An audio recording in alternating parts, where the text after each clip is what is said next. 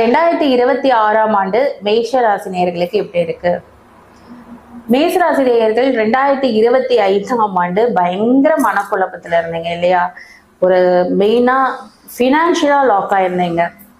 Lock அப்படின்னா பணம் இருந்தாலும் அதை நீங்க பயன்படுத்த முடியாத ஒரு சூழ்நிலையில இருந்தீங்க.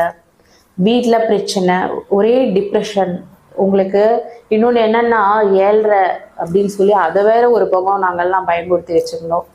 ஸோ இந்த 2026 கண்டிப்பா உங்களுக்கு நல்லா இருக்கு.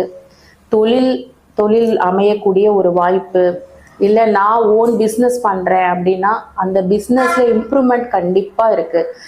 அடுத்த லெவல் நீங்க போகக்கூடிய காலகட்டம்னே சொல்லலாம். இந்த 2026 உங்களுக்கு அமோகமா இருக்க போகுது. நீங்க செய்ய வேண்டிய ஒரே விஷயம் என்னன்னா, முருக பகவானை வழிபாடு பண்ணணும். ஞாயிற்றுக்கிழமை அசைவம் சாப்பிடக்கூடாது. ரொம்ப முக்கியமான விஷயம் அது. ஏன் அப்படின்னா, ஞாயிற்றுக்கிழமை நீங்க அசைவம் சாப்பிட சாப்பிட கண்டிப்பா நீங்க டவுன் ஆயிட்டே இருப்பீங்க.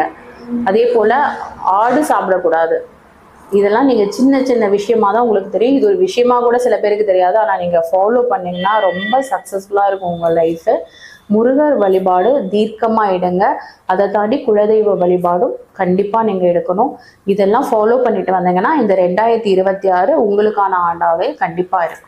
நன்றி. ஜெய் ஸ்ரீராம்.